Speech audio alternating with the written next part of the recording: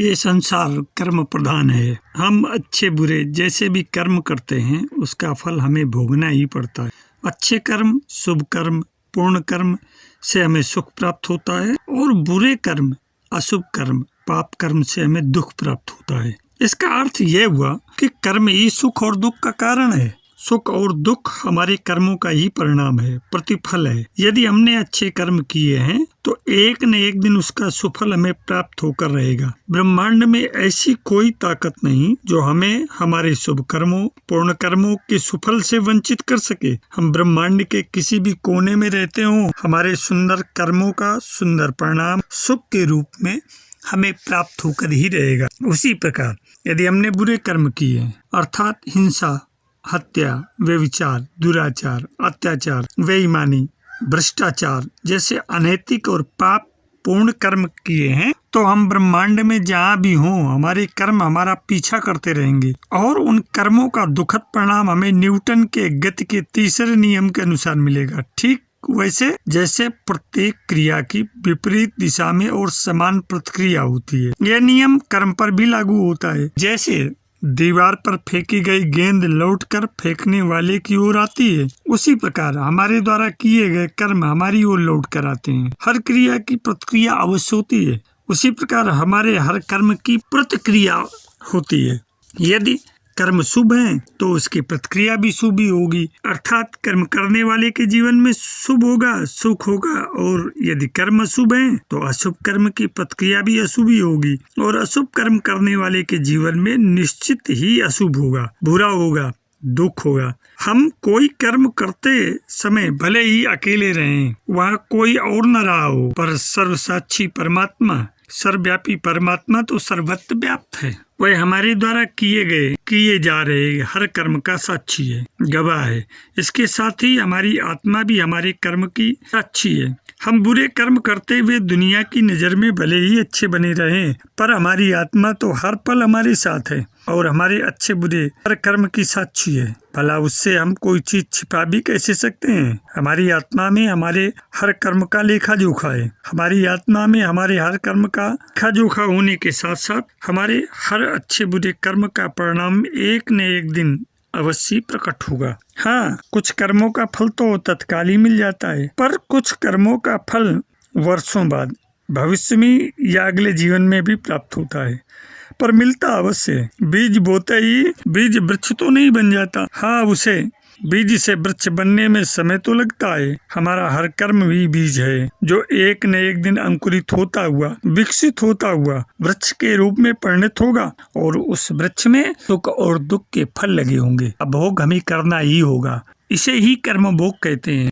कोई व्यक्ति यदि हर पल सुख, शांति और आंतरिक प्रफुल्लता का अनुभव करता है तो यह उसके द्वारा किए गए शुभ कर्मों का ही परिणाम है। और यदि किसी व्यक्ति का जीवन दुख, पीड़ा और वेदना से भरा हुआ है तो यह भी उसके बुरे कर्मों का ही परिणाम है। जैसे हम जहाँ भी हों हमारी आत्मा हमारे साथ होती है।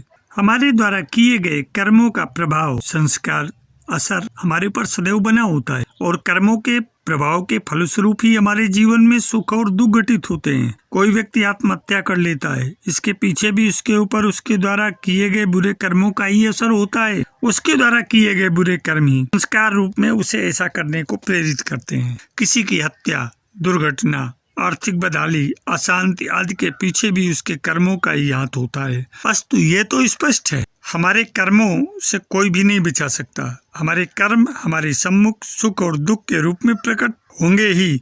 हमें जीवन में ऐसी कई घटनाएं देखने और सुनने को मिलती हैं जिससे हमें कर्म फल सिद्धांत में विश्वास करना ही पड़ता है। ऐसी यहाँ एक घटना का जिक्र करना अत्यंत प्रासंगिक है। एक गांव में दो व्यापारी रहते थे, दोनों में काफी दोस्ती थी। दोनों व्यापार के सिलसिले में शहर में पहुंचे। महीनों रहकर दोनों ने व्यापार में खूब मुनाफा कमाया। अंततः एक व्यापारी के मन में लालच आया, वह पूरा मुनाफा अकेले ही पाने के लिए अपने मित्र की हत्या का विचार करने लगा। वह उस दिन अपने दोस्त के साथ बाहर नहीं गया, अस्तु वह कमरे पर ही ठहर गया। उसने कमरे पर रहकर भोजन बनाया और उस भोजन में विष मिला दिया। जब शाम में उसका दोस्त कमरे पर आया तो उसने वह विष भरा भोजन अपने दोस्त के लिए परोस दिया। वह दूसरा व्यापारी अपने दोस्त की साजिश से अनभिज्ञ था, इसलिए कोई शक करने की गुंजाइश ही नहीं थी। उसने अपने दोस्त को भी भोजन करने को कहा, पर जिसने उस भोजन में विष मिलाया था वह उस भोजन को कैसे करता। अस्तु उसने अपने मित्र से कहा कि मैंने पहले ही भोजन कर लिया है, तुम भोजन ग्रहण करो। अंत में उस व्यक्ति ने विष मिला हुआ भोजन ग्रहण कर लिया और भोजन करने के 1 घंटे बाद ही उसके मुख से झाग निकलने लगे। कुछ ही देर में उसके प्राण पखेरु उड़ गए। वह व्यक्ति अपने मृत दोस्त को वहीं छोड़कर भागने लगा। पास के ही एक व्यक्ति ने इस घटना की खबर पुलिस को दे दी। पुलिस ने खोजबीन करनी शुरू कर दी। वह व्यक्ति गाड़ी में बैठकर गाँव भागने की फिराक में था कि तभी पुलिस ने उसे धर दबोचा। अंततः मामला अदालत में पहुंचा। अपने आप को छुड़ाने के लिए वह व्यक्ति जुगाड़ भिड़ाने लगा। पैसे का प्रलोभन देकर उसने पुलिस और अदालत दोनों को अपने पक्ष में कर लिया। पुलिस अदालत में उसके खिलाफ कोई सबूत जुटा नहीं पाई, क्योंकि भोजन में विष मिलाते समय तो उसे किसी ने देखा नहीं था। इसलिए अंततः साक्ष्य के अभाव में बरी कर दिया गया। अब जब वह अपने कमरे में लौट के आया तो वह विचार करने लगा कि रुपए के लिए उसने कैसे अपने दोस्त की हत्या कर दी। पैसे और पैरवी के बल पर वह पुलिस अदालत से तो बच निकला, पर वह तो जानता था कि अपने दोस्त की हत्या मैंने ही की है। किसी को पता हो न हो, पर उसे तो पता था कि हत्या मैंने ही की है। उसे घोर आत्मग्लानि हुई। उसकी सर्वसाक्षी आत्मा तो भोजन में विष मिलाते समय भी उसके साथ थी, और तब भी उसके साथ ही थी जब वह विष भरा भोजन अपने दोस्त को परोस रहा था और उस पर भरोसा करके उसका दोस्त वह भोजन ग्रहण कर रहा था। वह अदालत से बरी हो चुका था, पर फिर भी वह किसी अज्ञात भय से भयभीत रहा करता था। किसी अनहोनी की आशंका से उसके रोम रोम सिहर उठते थे। उसका सुख चैन जाता रहा और अंततः चिंता और आत्मग्लानि के कारण वह नानाविध मानसिक शारीरिक व्याधियों का शिकार होता गया। अब व्यापार में भी उसका मन नहीं लगता। उसे उसकी देखभाल करने वाला भी कोई नहीं था। असाध्य रोग का शिकार होकर वह वर्षों तक भारी पीड़ा और वेदना में किसी तरह जीवित रहा और अंततः असाध्य बीमारी के कारण ही मृत्यु को प्राप्त हुआ।